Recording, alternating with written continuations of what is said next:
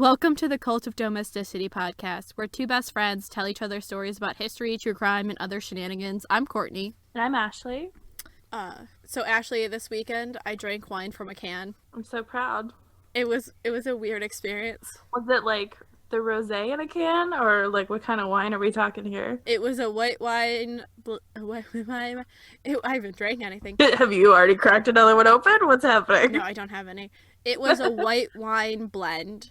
My god, you're so white. Actually, my uncle who sells wine had it, and I just saw it. Okay. I thought it was beer, and I was like, that's weird. Normally, he doesn't have beer out. It's normally, like, he literally, so we walk in, he goes, I gotta have Prosecco, I have Sangria, and I have, for some reason, they had, tequila, margaritas, but, like, in a, like, pre-made, and I was like, okay, I'm not drinking those. Like the Bud Light Limerita things, or... No, like, like homemade version. No, it was a tequila version. So it was probably a better margarita. And my 80-year-old aunt goes, I've never had a margarita.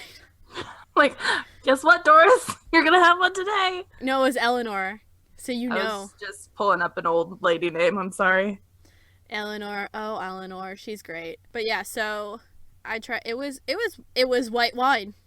I wouldn't recommend it, but it was an interesting experience.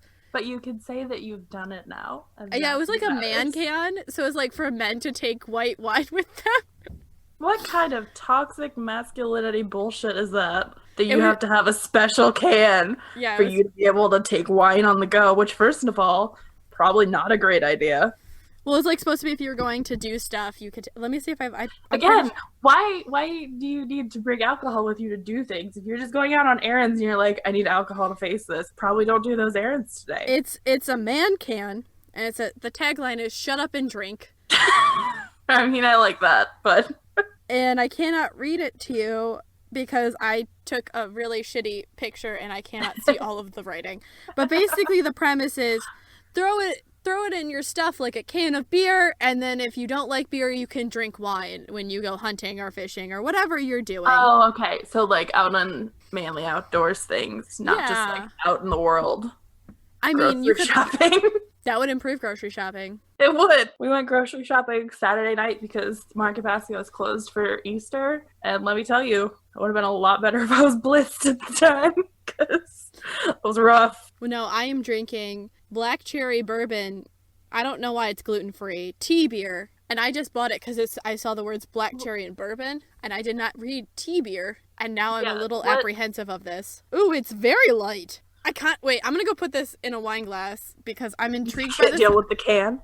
Well, no, I want to see what it looks like because it's very light and I'm very confused. Okay. Nice. Whore. Again, I feel like I'm a wine and crime right now.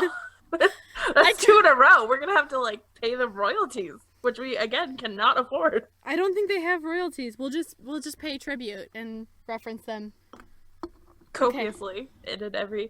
Oh, it's like pink. Oh, it kind of looks like those pictures of like the rosé Angry Orchard stuff. Yeah. But it's like beer. Also, I drink other wine out of this glass, so. Oh, good. It's gonna taste delicious. Yeah, it's a little cloudy. A little cloudy. There's a lot of fingerprints on it. Okay. You can literally I can't see those from here. Well, I can see like 2 of them. Yeah. Yeah, it's like an amberish. Yeah, it's like a rosé amber. Is that a thing? Except for it's beer. Yeah. Yeah. Are we drinking in celebration of your newfound employment? Yes, I have found employment. Now I just need to find an affordable place to live and a second job. Well, 1 out of 3 ain't bad. I get to go hang out with Lisa from Eye for an Eye, so it's not going to be horrible. Yay. I get to go, the building. We're going to be closer together. It's not going to be 700 miles anymore. It's going to be like 500, maybe, or 400. I'm farther south. Hang on. I'm going to find out now.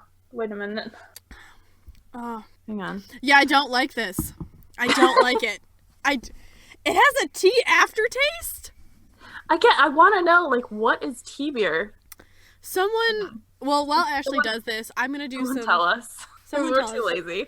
We've done enough research today. So I'll do some shout-outs, because I was really bored while my dog got groomed today, so I was like, we should shout out some awesome people. 473 miles to the center of Pittsburgh. How is that actually closer? Because I'm farther south. Hang on. Okay, well, while you do this, I'm going to do shout-outs. Because you're further east, though. I'm further east but farther south, so that should be about the same. Hang on. That is 520. Oh, okay. Because you have to come back up and over. Yeah, okay, so it's not that bad. So it's about the same. No. It's like Why are we saying 7? Less. Are we saying 700 because of Cleveland? I don't remember. We're just going to keep it now. We're just going to keep it because they're just going to change it in a couple of weeks anyway. We don't have to. Nope, we're going to keep it. We're just going to keep it? Yeah. Okay. We're going to keep it no matter where. We're going to be intentionally wrong. Yeah. I dig it. Okay, so now that we figured that out, some shout-outs because some cool things happened. Yeah, so special thanks to podcasts because I was 33% Pulp had me on to talk about a movie that is very interesting, to say the least. So you should definitely go check them out.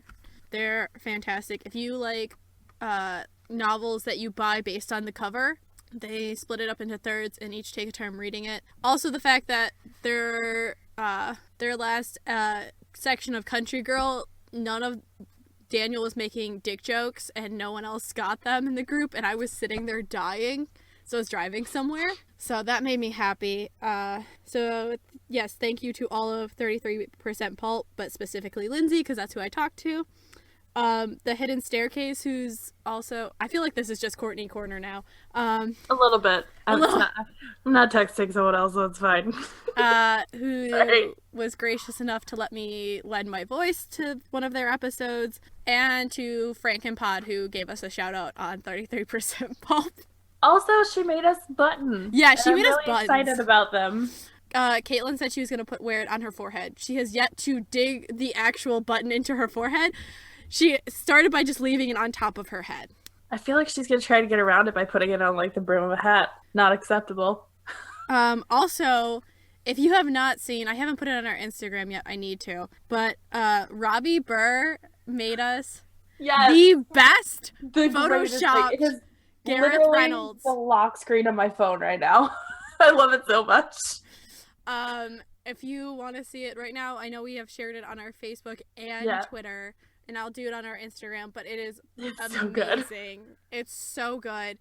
It's exactly what we hoped for and did not expect to receive.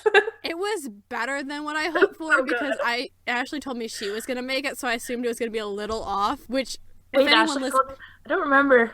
Yeah, so if I had told you that I was going to make it, it was never going to happen because I forgot that I said that. I'm pretty sure you forgot right after, so that was a lot better than I hoped for. I forgot about And Ashley didn't even drink that much. No, in that she didn't drink anything. And I keep drinking this sad beer. And just I'm drinking water right now. I have water. I am on Zyrtec though, so there's that. But it's like the over-the-counter stuff. It's not even the stuff that I have to sell you from the pharmacy, so it's not even the good stuff. True Crime Island made it into the finals for the popular vote on the Australian Podcast Awards, so you should go vote for them. Yay! That's exciting. As much as you can, because they're pretty awesome, and we have to support our fellow True Crime podcast family really hardcore. You can't see it, but I'm nodding vehemently right now. Yeah, and that's all of my boredom from sitting in Starbucks today. Are you ready to start this? Yeah, I don't know what the fuck we're talking about, so... All right. I'm really surprised, because I learned about this the first time in one of my history classes. Oh, all right. The Oneida community was a perfectionist religious communal society founded by John Humphrey Noyes in Oneida, New York.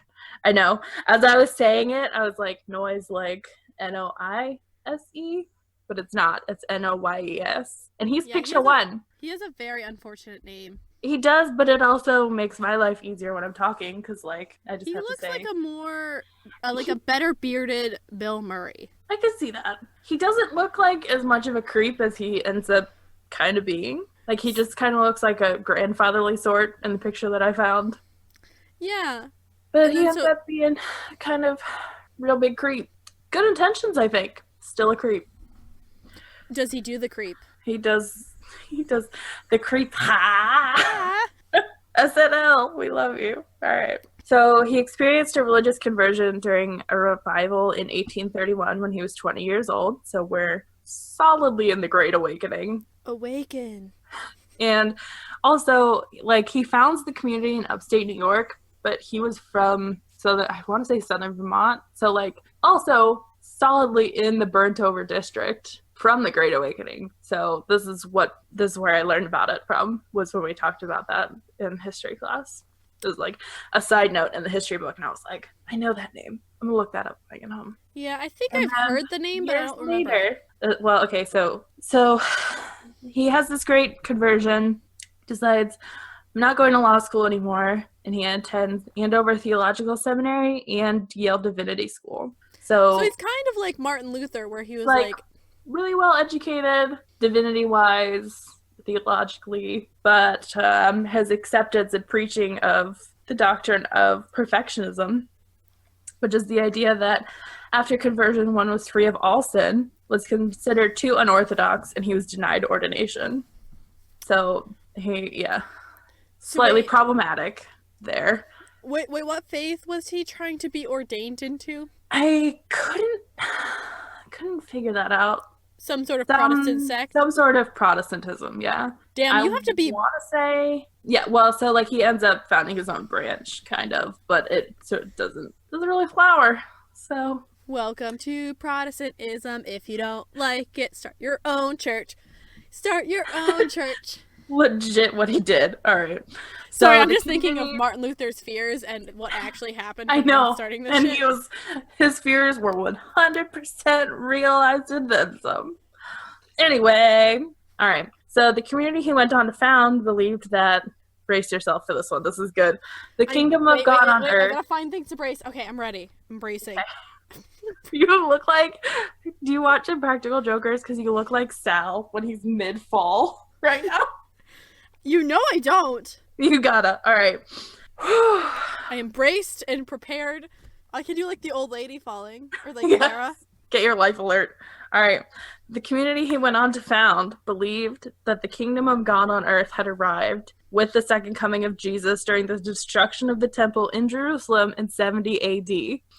And they embraced the communalism of the early Christian church in their effort to create a more equal, just, and rational, or perfect society in their new Eden in this world, not just in heaven. So, take a minute to let that sink in. Question. Yup. Did no one notice Jesus came back? Apparently not. So, who did he think Jesus was again? They didn't say. They just said that they're pretty sure he already came back, and that means that we're already in the process of the millennial return of Christ, which takes place over 1,000 years, hence millennial, not necessarily turn of the millennia. So we're fucked then. I mean, it's not looking great for us. We're coming to an end here. Although, if you think about it, if he came back in 70 AD and it was only supposed to be 1,000 years, like, that shit should have happened almost 1,000 years ago. So it would have been 1,070 when all of the Revelation, St. John on the Isle of Patmos stuff happened. We didn't hear anything about that, so I don't know how in 1800 they were like, oh, yeah, he's running a little late. It's 800 years, but it's fine. So maybe? I don't know. Okay, so we all just didn't go up then. We're all screwed. Everyone else has gone up. We're the leftovers. None of us got raptured. We're all fucked. Well, I guess if we missed the rapture, I'm okay with that. I mean, because I was born after it, so I was born fucked. Yeah, this is a solid theological standpoint here. We are both avid theologians. We put our theologian's hat on today and our little theologian's robe. I mean, I'm not wearing a onesie, so... You have 6 Bibles. I do have 6 Bibles. I can't believe you remembered that. And I have 3, so maybe we are theologians. I mean, it's not 6 Bibles in the house. I personally have 6 Bibles because they kept giving them to me. More Bibles that other people in your house own. Yeah, I own 3. I'm pretty sure. Does this mean I'm fucked then? One more. Yeah, probably. The Ouija board above your head? Yeah, not looking great. All right, we gotta move this along. That was only paragraph 1. Even though the community only reached a maximum population of about 300 people, it had a complex bureaucracy of 27 standing committees and 48 administrative sections, aka the most Protestant thing I have ever heard in my life. So much bureaucracy. I kind of love it, though. For so little people. Everyone's on 6 committees. Everyone's serving on 6 committees. I don't think I could stand working on 6 committees with different people. I think I might shake someone. Yeah, I don't know. I wonder what the incidents of... Anyway, all right. Shaking are? In either sense of the word? Probably pretty low because The community believes strongly in a system of free love, a term Noyes is credited with coining, known as complex marriage, where any member was free to have sex with any other who consented. Possessiveness and exclusive relationships were frowned upon. Unlike the 20th century social movements, though, like the sexual revolution of the 1960s, the Oneidans did not seek consequence-free sex for pleasure, but believed that because the natural outcome of intercourse is pregnancy, raising children should be a communal responsibility. So they're like, we're all going to get it on with each other, not be super possessive, but also we're all going to raise everyone's kids together because that's fair. So you don't know. You could accidentally sleep with a half-sibling. You have no idea. It didn't last long enough for that. Well, but that's in good. theory, if it had continued long enough. So wait. So you could fuck anyone as long as it was consensual, which was, hey, A+ for them, consent. Right. But, okay, so don't get too excited, though, because this is real gross. Did brace yourself. Kind-looking Bill Murray fuck it up? Oh, yeah, he really did. That's not the part that I'm going to talk about just yet, though.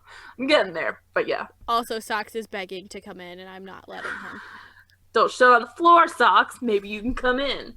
Yeah, Socks. Maybe if you stopped going past the laundry basket barrier, you would have more friends. Stay in your lane. All right. Stop shitting on the carpet. Why are we bullying your cat? He can't hear us. I know. Why are we bullying him and he's not even here to listen? Because it's even if he was, you have headphones on and he doesn't know me. So like, why are we doing this? Why are we like this? I don't know her. He's also just an asshole. And if I wanted to be truly mean, I would like make him meet the dog, but I wouldn't do that because he'd probably have a heart attack and die. And I've already had enough cat death in my life right now. I'm gonna wait until I have your full attention for the grossness I'm about to drop on you, though. Yeah, that face is gonna be a lot worse. Jesus Christ. Who apparently was here 70 AD and didn't even say anything about it. Yes, I have my crappy beer in hand. I'm ready. Tell me the horrible thing. I'd put it down. You're gonna spit it out. Well, it's not in my mouth, so thank you very much. It's by my mouth. All right. Women over the age of 40 were to act as sexual mentors to adolescent boys, as these relationships had minimal chance of conceiving.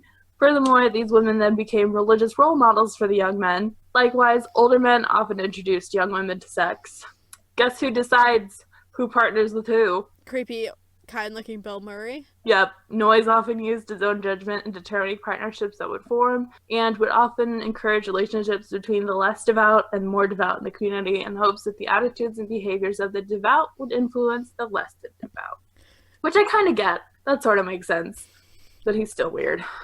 So, I mean, the using the older individual with the younger individual to teach them sex isn't a new thing. The Spartans did it. I know, but like, that doesn't make it any less weird. It doesn't make it any less weird, but there's historical precedent. I mean, the fact that he's picking it is weird, because before, at that point, they would pick. It's a little Warren Jeffsy. That's all I'm saying. The FLDS. Oh, really? Yes. Really? Yeah, no. When you said FLDS, I knew what you meant. Sorry.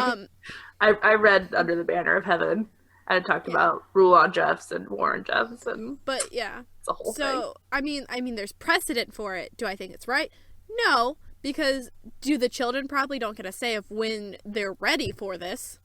We're gonna talk about that in a minute. Well, not in a minute. Towards the end. Noyes?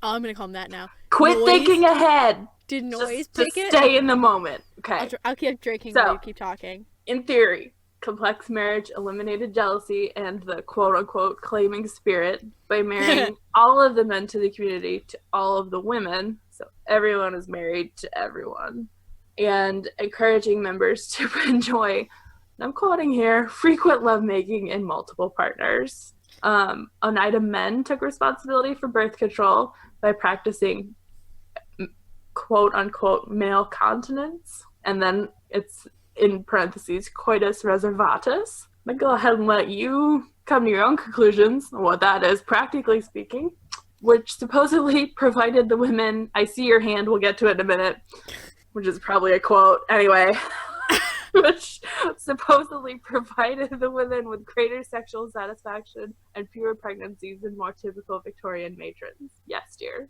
Okay, several things. Yeah, that's a problematic paragraph. I warned you.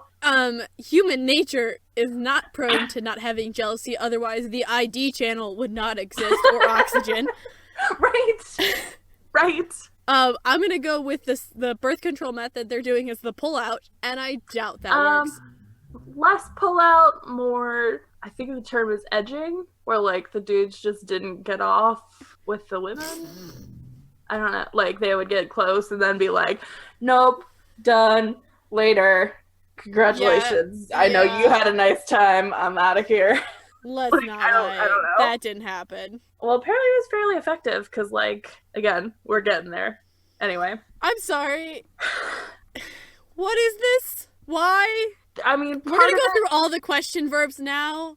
Or adjectives. Okay, so, like... Who joined this? Why? Why is this happening? Okay, who joined this? People who, back in the day, were like, hey, communism is great, and we hadn't already tried it enough times for them to be like, yeah, it's a decent theory, but the execution almost never, ever works out the way you think it's gonna. Wait. Why? Because they wanted to be part of a community where everyone shared everything, including each other. I forget what your third question was, but I'm assuming I probably might have an answer. I was just going through the question. Wait. I'm looking for... This is what happens when Ashley actually does research for her episode. You get answers. Okay, wait. So, no, I think they're basing it on utopianism, which is way older. It's 1500s. Yeah, St. Thomas More. Utopia. Yeah, I love him. I love Thomas More until he becomes a giant-ass dick. But he's a dick, but I love him. He's such a dick. But, you know... He lit people on fire. Anyway. A lot of people. A lot of people. He lit like a lot of not great reasons. Ashley, note to later, Ashley, please do Thomas More. Oh, I absolutely already had planned on it, don't you worry. That's what she said. Except he would have been like, no, I'm married. I'm married. I'm married and we have 7 kids at home, so no. Sir, no thank you. That's enough kids. That's like 7 too many. He was like, you may want to talk to my friend Henry, though. He'll do it. No, thank you. I'm pretty sure he had... Oh, I remember another question I had about this. Okay, yep. Hit me. VD? Yes, no, maybe? They don't talk about it, but... I don't know, like 300 people all... Because think about it, they could have sexual histories before they come into the commune. Yeah. What if someone came in with VD? I don't know. For people who don't know... VD is an abbreviation for venereal disease, aka old-timey STDs. Yeah. Well, I mean, they're the same diseases, but it's an old-time abbreviation. Yeah. And if I get a chance and I can find the book that I read for my British do the history of STDs. Please. We would be so awkward. I have read the history of British imperial policy towards venereal diseases, and it's racist, sexist, and classist. What? The British? Never would. You want to hear the worst fact about it? The worst fact that I like to bring up and disturb people? Do I? Okay, first of all, do I want to hear it? Second of all, do I have a choice? The answer is no to both.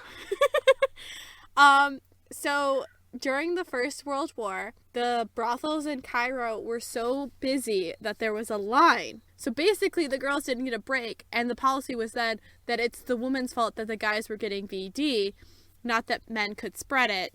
So my thought was, when I read this, was, do they just lay there after, like, at that point, if you're just having, like, you're just doing exchange after exchange after exchange, do you even get a break? Also, at that point, how do you not give VD? Also, my other fun fact that freaks out anyone who's interested in science. Question. Real quick. Did they call the line a round of applause because it's a bunch of people getting the clap at the same time? Please do not cut that out. That no, is a gem. It's not staying. This is so off topic. No, all right. Please, because it's relevant. Because I asked. It's relevant. I asked the question. Okay. All right. And my other fun fact that I learned that freaked out all my friends who are in microbiome. So my other fun fact that I picked up from this book, which is, I can't remember what it is, but I can't even remember the author right now. It's really bad, but I love her. Tea beer, man. Yeah, it's a tea beer. I could look it up really quick, but we want to get through this. I'll share it. I'll find it and make it one of the things. So they initially thought that venereal disease was spread from a lack of pure air. And my question was, is it they're not getting enough pure air, or do they not air out their junk? And the people I know who've studied microbiology and stuff just look at me and go, that's not how it worked. And I go, it's before microscopes, bitches! This was back when they thought blowing smoke up someone's ass literally was a cure for coughing. So... Or putting mercury up your dick cured syphilis. Also, yes. Just imagine, and think about the needle size. Oh god, yeah, no. It's less than I am sorry. Wait. straw. I am now sorry to all gentlemen who just cringed. And they're like, oh, no. Oh, no. I was gonna say we feel your pain, but no, not really.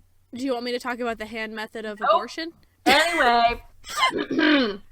Please keep that in up until I started talking this section, and then you're just like, okay. And no, moving on. Moving on. So, I remember... How many things does Courtney know to scar you? How many things does she know to do that? Just... A lot. All of them. Lot. All of them. Like 80% of them. All right. I could talk about abortion plans. Nope. No, you can't.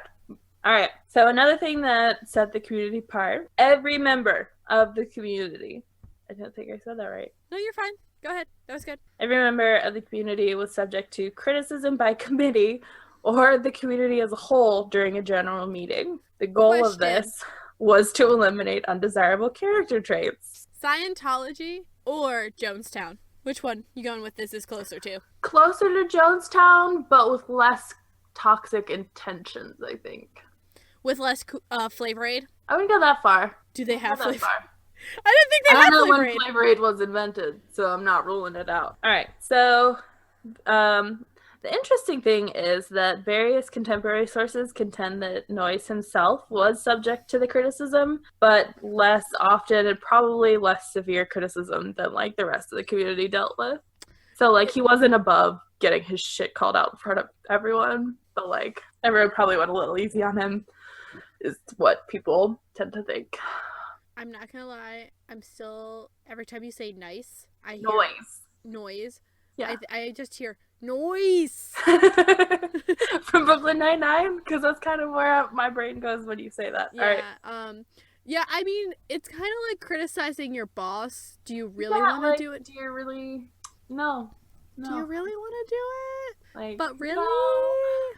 No. So, beginning in 1862, Oneida's Bible communists, their term, built the mansion house. Red? Huh?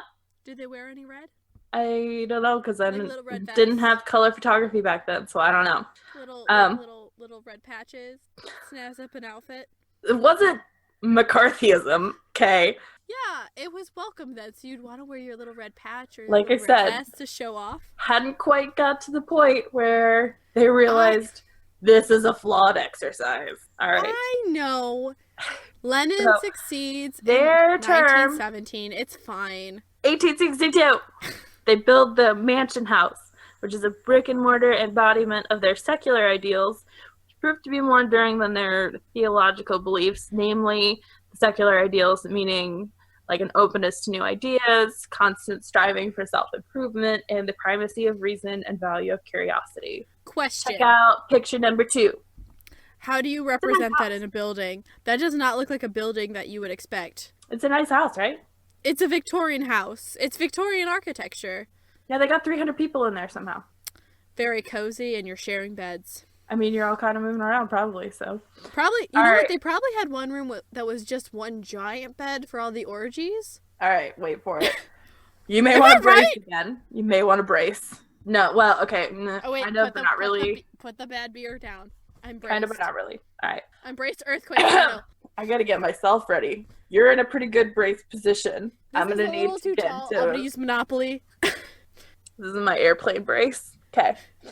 A program of eugenics, then known as stirpiculture, was introduced in 1869. It was a selective breeding program designed to create more perfect children.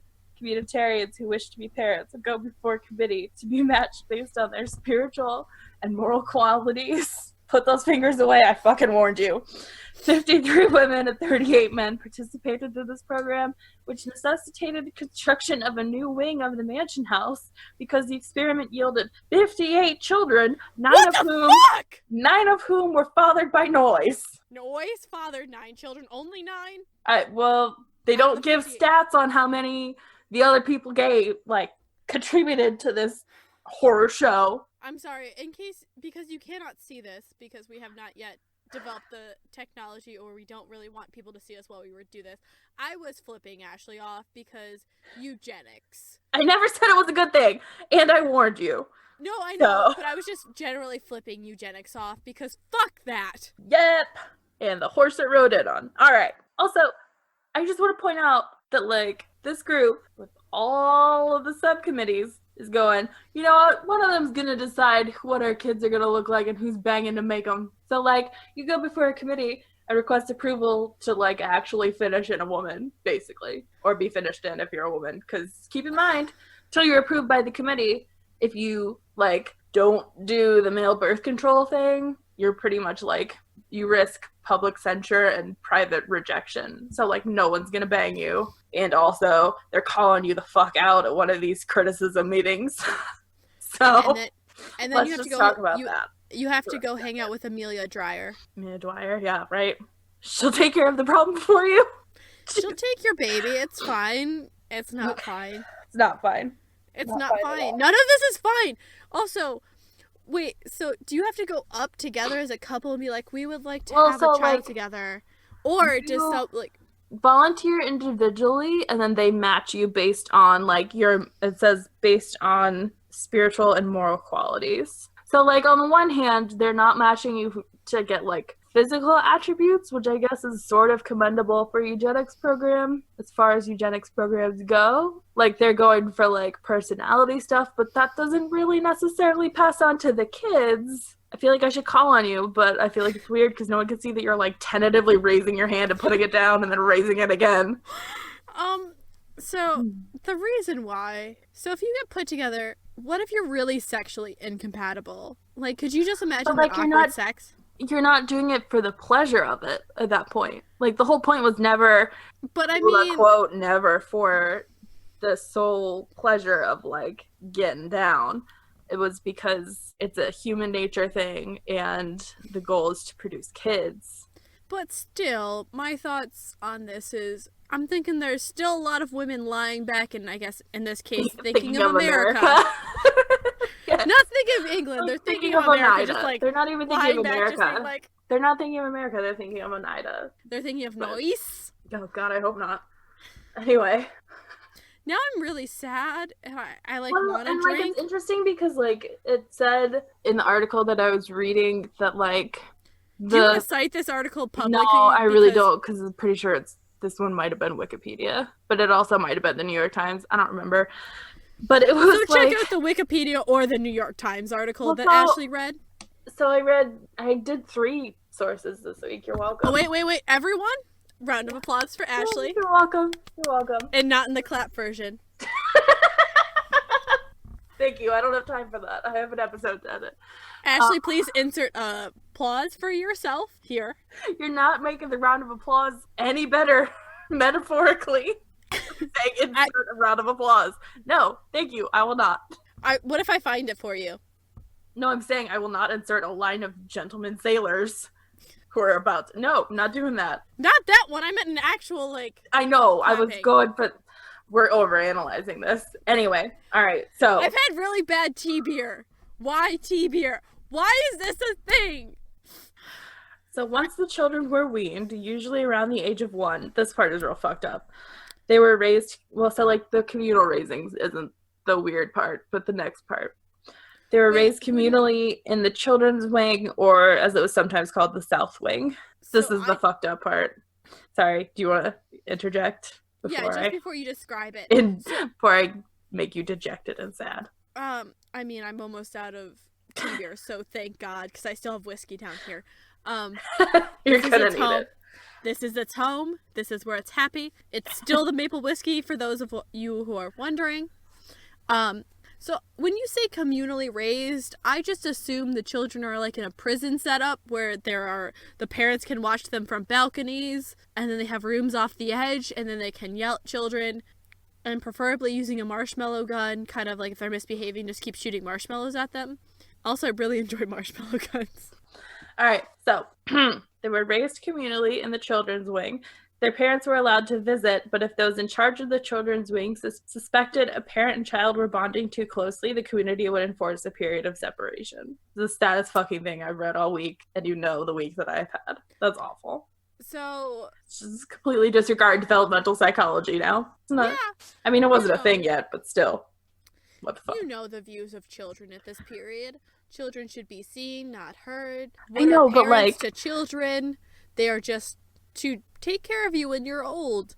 And who cares if you actually have a bond? Because mommy or daddy, I should say, could be addicted to opium. It's fine. It's fine. You're just there to tend the farm. Well, or in mommy and daddy's case, radical Christians, so like probably not addicted to opium. I mean, I don't know their life, but probably not. I'm just going general Victorian society here. You're either born to tend the farm, born because daddy was horny and probably raped his wife. Not here, though. Not here, you had maybe. To get committee approval. Committee approved, baby. Yep. Or maybe your parents did love you, but Victorian society dictates that, not that much affection is given to children. It's fine. And if your parents didn't give you a hug, middle class Victorian society said, hey, you don't need to raise your kids. That's what governesses or nannies or boarding schools for. They'll turn out fine. This is definitely not why a lot of people didn't have attachments and didn't know what the fuck was going on. Well, but that's fine. They kind of did send them off to be raised by someone else, if you think about it, because, like, the children's wing, they're not raising their own kids. It's not the people who are approved to, like, make the kids who are raising them. They can visit, but the people who run the children's wing are not necessarily the ones who make the children, if that makes sense. Do you think the people who run the children's wing are really sad because they can't have kids? Probably not, because, like, just because they didn't procreate to make them, like, they still get to do the raising part. That's true. So, I don't know. Probably not. That just seems like my worst nightmare is, like, a giant... I'm still picturing it as a prison setup. And then there's just, like, a giant, basically empty room full of children. I know. Yeah, like, my logical brain says it probably wasn't as bad as we think it is, but then, like, my emotional brain is going, what the fuck? So... This tea beer is more potent than I thought. Recurring theme of this episode, what is tea beer? Courtney is like, what is tea beer, but also how am I this drunk? Pretty much. Okay, we're almost there. So Oneida embodied one of the most radical and institutional efforts to change women's role and improve female status in 19th century America. Before you jump on my ass for not citing that, just know that part came from Wikipedia. Wikipedia does cite its sources, though. It does. I deleted the link, though, so I couldn't tell you. It did have a little thing after it, though. A little yeah. A footnote? Yeah. I External love link. Footnotes. Gotta love it. All right. Women gained some freedoms in the commune that they could not have on the outside. Some of these included the ability to wear functional, bloomer-style clothing, and, if they so chose, to maintain short haircuts. So there's a picture of that. It's picture number 3. So they got to wear pants? Sort of. Like, they still sort of look like a skirt, I think. So basically they're wide-legged pants. Yeah, they're not, like, considered immodest or anything like that, because they're not, like, they're not, like, form-fitting, but... Can we please talk about the one who's staring directly at the camera? I know, right? My soul. I don't want to look at her. Like, I don't think I own my soul anymore. I'm pretty sure it's hers. I'm just going to cut that into a close-up and just share that on Instagram. Do it. Haunt people. You're welcome. So get ready. We're all going to be servants of that lady's soul-sucking empire. All right. Also, I'm not going to lie. The guy all the way on the left has the most impressive beard. It's got to be a foot long. Yeah, it's great, right? And everyone has hats. They do, because think of the time period. All right. Women were also able to participate in practically all types of community work. Domestic duties were made primarily female responsibility, but women were also free to explore positions in business and sales, or as artisans or craftsmen, and many did so, particularly in the late 1860s and early 1870s. Lastly, women had an active role in shaping community policy, participating in the daily religious and business meetings. All right, so now we're going to get to the fun stuff. The community now owns my soul. I'm sorry, I just keep staring at this picture. The community lasted until John Humphrey Noyes attempted to pass leadership to his son, Theodore Noyes. The move was unsuccessful, though, because Theodore was an agnostic and lacked his father's talent for leadership, and it also divided the community because another member, John Tower, attempted to take control for himself. It was a Tower and Noyes battle? Yes. Who do you think won? The answer, I'll tell you. Everyone. Nobody. Exactly everyone. That's true. Okay. Except for a lady who enjoyed wearing these fun pants, and that lady who stole my soul. One and the same. All right. So maybe she won. Maybe she secretly took over. She probably did. Within the commune, there was a debate about when children should be initiated into sex and by whom. It's a solid question. Probably should have figured that out before he started, breeding children. And I use that term very intentionally. Yeah. Yeah. Mm-hmm. Furthermore, the founding members were aging or deceased, and many of the younger community members desired to enter into exclusive traditional marriages. Really? Yeah.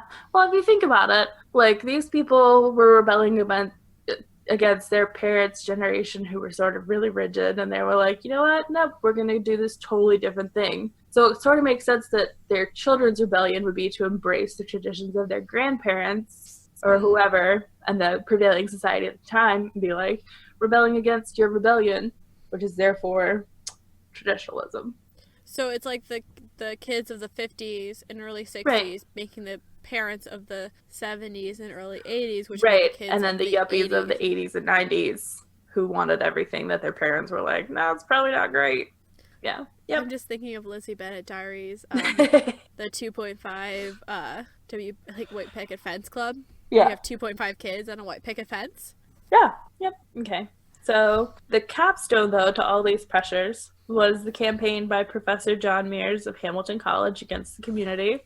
I like that they use that word capstone to talk about a college professor. I see what they did there. You are clever. You are witty. Good work, Wikipedia. He called Good work, whoever wrote this Wikipedia article. I approve of you. We like you. He called for a protest meeting against the Oneida community. It was attended by 47 clergymen. It was a lot. Just them? I don't know who else came, but there were at least 47 guys in the clergy, and they were all, like, frowning at them sternly. You do know how hard it is to get that many members of the clergy together. People, yeah. A pope has to die, or there's a position up, or maybe there's a disaster. Well, that's really it. Sort of all three. Because John Humphrey Noyes straight peaced out after his trusted advisor Myron Kinsley was like, yo, there's a warrant for your arrest coming on charges of statutory rape, so, like, probably leave. And then he was like, good for the law. He goes, good call. And he goes to Canada. It says he fled the Oneida community and the country in the middle of a June night in 1879, never to return to the United States. Shortly afterward, he wrote to his followers from Niagara Falls, Ontario, recommending that the practice of complex marriage be abandoned. Can we please talk about how he went to Canada? I know, right? He was like, hey, you know that thing that everyone's all up in arms about? Yeah, I was wrong. Cut that shit out. Just stop. And they were like, all right. And then they did. Well, yeah, because they probably were like, I don't want to keep fucking you. It's interesting, again, to compare and contrast with, like, the fundamentalist Mormons who, when they realized that the community had a huge issue with their polygamy, they were like, hey, we should probably, like, the Mormon church went, we should probably not be doing that. And then most of them were okay with it and they stopped. But then they had the splinter groups that were like, no, that's, like, the whole point, dude. I'm really oversimplifying this, but yeah. I mean, they did get run out of, like, 3 towns before they got to Utah, so. Kirtland being one of them. Yeah. Fun fact. Okay. Yeah, I got stuck behind one of their tour buses the other day and I was not very pleased. Can I please change the picture? Because she's stealing my soul. Well, I mean, yeah, you can. It's just the next part. So, complex marriage was abandoned that year, and the community soon broke apart. Marital partners normalized their status with the partners with whom they were cohabiting at the time of the reorganization. Over 70 community members entered into traditional marriage in the following year. Yeah. So they already really were in a marriage, but they were, but like they were also not. It was sort of like whoever at the time was fucking whoever. Into, you know, like, it was this thing of, okay, we're not doing everyone does everyone anymore. So, like, if you have a particular favorite, maybe settle down with them and call it a marriage again if you weren't married before. And I wonder how many married couples, I couldn't find a thing about this, but I wonder how many couples came, like, that were married when they entered the community. I would be interested to see if that happened, how it went down, but I couldn't find it. So Noyes died in Canada in 1886. The remaining members of the community set up a joint stock company, probably before he died, but I'm not sure, known as Oneida Community Limited, which carried on various industries, particularly the manufacture of silver plate as a commercial enterprise. These are some nice spoons. They are. During the early 20th century, the new company narrowed their focus to silverware, which is what that picture that you're looking at is now. They have nice one of them. Roses at the end. Yeah, I mean, that was one of the patterns that I could find. There were a whole bunch because they had a lot of people contributing to the design and manufacture. But they had an animal trap business, which was sold in 1912, a silk business that they sold in 1916, and a canning business that was discontinued because it was unprofitable in 1915. So the joint stock corporation that they founded still exists today and is a major producer of cutlery under the brand name Oneida Limited. Fun fact, I'm pretty sure you can buy them at Walmart. I might be wrong, but I feel like when I bought my first set of, like, flatware... I'm Googling this.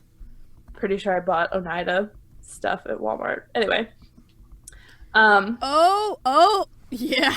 Yeah, like, I'm pretty sure you can get it at Walmart. Yeah. In September of 2004, Oneida Limited announced it would cease all U.S. manufacturing operations in the beginning of 2005, ending a 124-year tradition. So, like, they still sell it here, but I don't think it's made in the U.S. anymore. Because, you know, finding people interested in silverware is very hard. Well, like, how often do you buy silverware? Probably once every few years, maybe? Like, it's not like a thing that you're buying on the regular, hopefully. And if it is, where is it all going?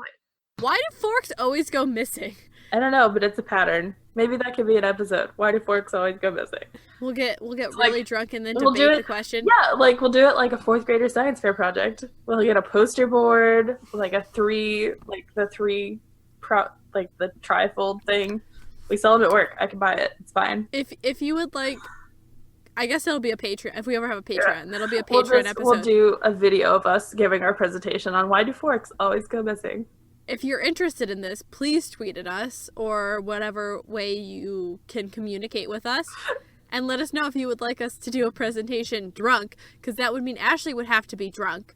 It wouldn't take much. I'll message your dad to make sure you get on that. Are you kidding? It's not like it's a lack of availability. It's just I'm always I'm gonna message your dad to make sure that you do it. Oh, okay. Legitimately. Right. Oh, okay. We have one paragraph left. Let's just power through. After the breakup of the Oneida community, the mansion house remained closed to the public for 106 years, although it did still serve as, like, apartments, so, like, a private residence during that time. In 1987, the building began, technically, its 3rd incarnation by adding a museum and 8 guest rooms to the private apartments that were already there. Would you live there? Probably. It's not like it's haunted. Or is it? As of 2000... when was that written? 2007, 47 people lived in the mansion house, some of whom were descendants of the Oneida community members, or they were longtime area residents who had retired. But there were also, like, some people who had no connection to the community that was there. They just kind of liked the grounds and the handsome building, which I relate to on a spiritual level. So. Yeah, that definitely would be me as I'm apartment haunting. Apartment hunting, not haunting. Right. Like, no, it's a nice building. It might be haunted, but I'm probably going to live here.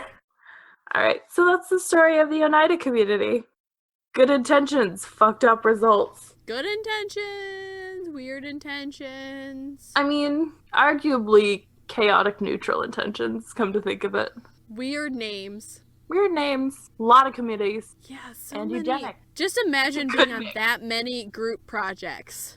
Oh my god. That many group projects. So, who's our podcast this week? Is it your best friend? It's my podcast best friend, Ashley. So, it's Blood on the Rocks, and I've been on this podcast. It's a lot of fun. Ashay Taylor, it does a lot of history, true crime, mysteries, and he always has a guest, normally has a guest on, I should say. My current favorite episode is the Killdozer. Is that the one that you were on? No, the one I was on, I did the Melonheads. Did the Melonheads, that's right. Which is a Kirtland story, but I figured since he's British, it's more fun to share it there. Also, we don't really do urban legends, so... Maybe we should for Halloween this year. We'll do urban legends.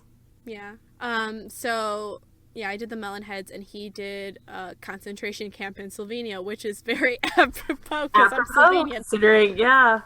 I'm 50%, so who knows? I don't know the region that well, so. But no, Killdozer, definitely a good intro episode. It's hilarious. And you ask yourself so many questions. And, I mean, it's just a really good podcast. Also, great drink recommendations, because you tend to drink on there, as it's called Blood on the Rocks. But, yeah, and here we go. Oh, I just got that. Oh, my God. Hello, and welcome to a promo for Blood on the Rocks, a podcast on all things creepy, morbid, or otherwise dark. I'm your host, Ashay Taylor. Join me and various guest hosts as we cover a whole load of subjects. We'll show you the world of serial killers, accidents, hauntings, black metal, and more. Find us on iTunes, Stitcher, and all those other fancy podcast platforms. Alcohol and profanity content may vary. Okay, and we're back. As soon as you finish this, yeah, definitely go listen to Killdozer. Ashley's still shook because she just realized that Blood on the Rocks was like a joke on Whiskey on the Rocks. How am I a living, functioning person in human society right now? You're just gonna go hang out with all the girls from 33% Pulp who didn't realize that Daniel was making dick jokes the whole time. You guys can go hang out. I feel like ignorance was bliss is probably a little closer to where I am right now, title-wise, but okay. Wow, that's like 3 podcast shout-outs in 30 seconds. Go listen to them all. Just do it. Just waterboard your friends for them, too. Yeah. Definitely. Okay. So we have a Buddy the Cat update. It's not a good one, guys. I'm sorry. Yeah. So Buddy had a new home, and he was very loved, but after 6 months after we had him in our traumatic incident in October, he has sadly passed. He never really could get over an upper, like, kind of respiratory thing. He lived 13 long years. Most of them were filled with love. The past couple of years, not as much, but the last 6 months was a lot of love. And, you know, we're all happy he's out of pain. He's not going to be sick anymore. So hug your pets a little closer tonight. I know, like, when we found out, we definitely were appreciative of our pets. And, I'm sorry, this is a downer way to end the episode. We were going to do it at the top, but then, like, we got distracted. Carried away. Yeah, we got distracted. But yeah, so, the other cat is still doing really well. His, sister cat, is still doing really well and thriving. So, you know, we're just happy that at least he had 6 months of love, and now Lucky will have continued years, hopefully, of love, because she's still pretty healthy. So just be grateful for healthy pets, and as sad as this is, he's in a better place. Yeah.